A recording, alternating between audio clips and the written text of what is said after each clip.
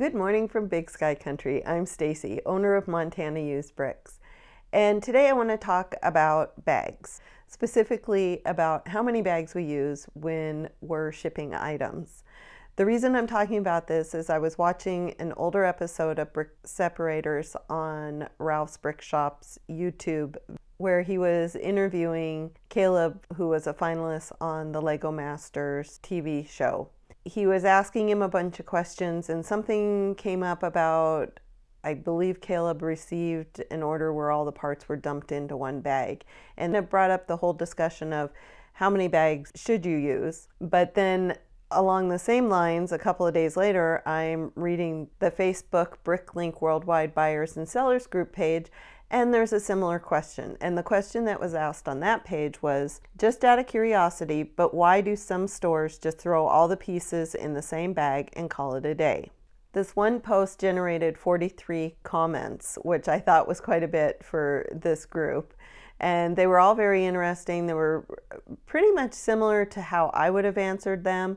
Here are just a couple of them that are very similar to how I handle things. The first one was, depends on order. Small lots, I group things. If you order larger lots, I separate them. Most of my orders are like 50 parts, 30 lots, so they will be getting 3 or 4 bags. Lego ships the same way. The next one was, I never dump a whole order in one bag. I package stuff the way I would like to receive it, which has kind of always been my rule of thumb. It's like I always pack the way that I want to receive an order.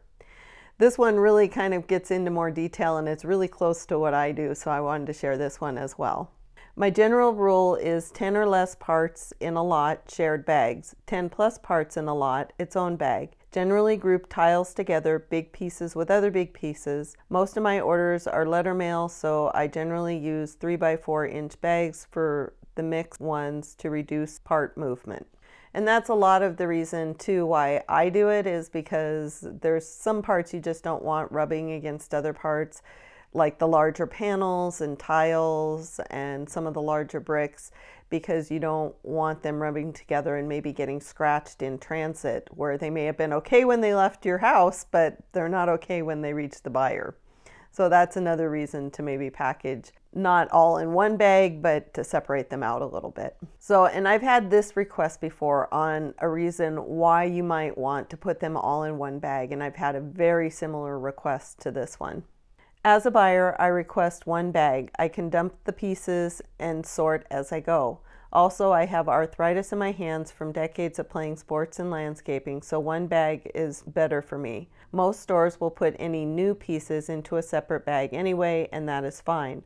I have started to cut the small bags open with some scissors. I'm not even sure, this might even be the same person that ordered from my store, because this is very similar to the request that I got.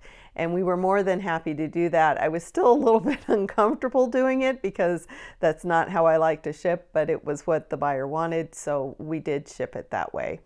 Now for some of the reasons why you might want to do just one bag. This person wrote, because we don't need to waste more plastic than necessary, and you're going to get them out of the bags anyway. And there was a couple of comments like that. It's like, you're going to dump them out, count them, and sort them anyway, so why bother putting them into smaller bags? Which I kind of get. I understand that. The other one that I thought was kind of interesting is somebody gave an actual list of reasons why they use one bag. So here it is. I use one bag because it's cheaper. It reduces plastic waste. I exclusively use pre-used bubble mailers and boxes. 3, they're used parts that come to me in a bin with thousands of other used parts, so any scratches from transport pale in comparison to the previous 15 to 40 years of play. 4, most of my orders are for 1 to 5 parts lots. I do individually bag anything printed or stickered. There are some reasons. I'm not sure I really agree with the whole came in a big bin. All of mine come in a big bin when I get them too. That's just my opinion. To give you an idea how I bag, I did an average size order today, so I will show you how I bag that order up. This is typically how I bag items. I will bag by color and The torsos and legs will generally go in their own bag. If I have one part of one color, I will usually put it in a bag with some of the other colors. My husband tends to use more bags than me. I like to let the larger parts just be loose in the bag I'm going to put it in. He likes to put these in their own separate bag. So each of us has our own way of bagging things. I tend to use less bags than him, but what he's doing is just fine. For this order, you can see that I have 7 bags. It's an order for 85 parts in 28 lots. So there's about 7 lots per bag on average. Sometimes more, sometimes less, depending on the parts. But I would say this is fairly typical of this size order. Smaller orders where there's like 10 items of 10 different colors, I will probably put those in one bag, maybe 2, depending on what the parts are. Of course, more expensive parts I'm going to probably put in a bag by themselves so they don't get scratched, possibly even wrap them in bubble wrap to make sure the part doesn't get broken in transit. So like everything else on Bricklink, it's totally up to you how you want to bag things and ship them out. I would always go with how you receive items. Look to see how you receive items. If you find that there's a couple of stores that pack it just the way that you like, or you're really happy when you open up the package, follow that example. Go as you would want to receive those items, which is what I do.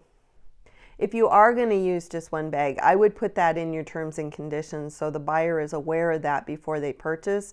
But don't just put that you use one bag to ship everything. You might want to put your reasonings behind it, whether it's environmental or just like you would get it if it was from Lego. Maybe you have arthritis and it's easier for you to put it into one bag.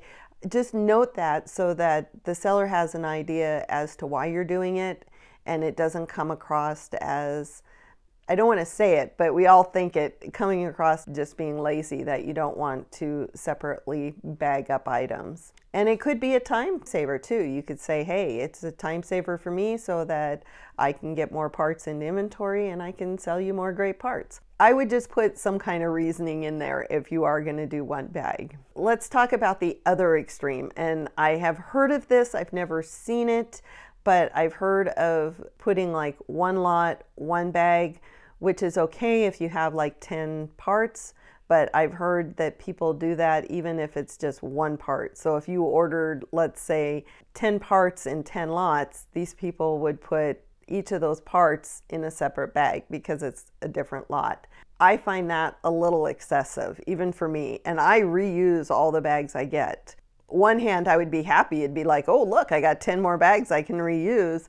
But at the same time, then I think you're getting into the area of being a little bit wasteful. But again, that is just my opinion, and that's just how I feel about it. Everybody's going to feel differently.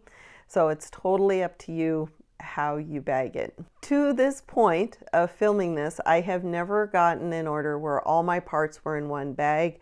But then again, I don't order a whole lot at one time, so I think even if I did get everything in one bag, I might be a little bit disappointed, but I would understand because I'm not getting a whole lot, and like quite a few people pointed out, you're going to have to separate them anyway.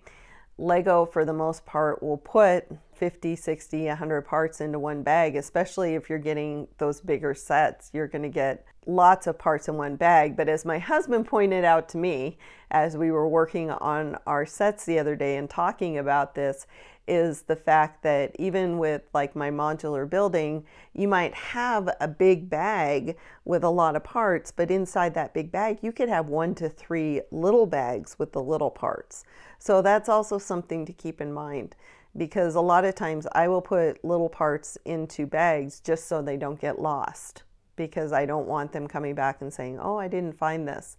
And that brings up an interesting point that happened to me. This was a couple of years ago when I ordered some parts. I had ordered a couple of 2x6 plates, and then I had also ordered a little bar, one of the 4-length bars, kind of like a lightsaber bar, I think is what a lot of people know it as. And I kept looking for that bar and I couldn't find it. I was just getting ready to contact the seller and say, I can't find it, only to realize it had gotten stuck on the underside of the plate. And had I not turned the plates over one more time, because it was good and stuck in there so it wasn't falling out when I was kind of shaking things.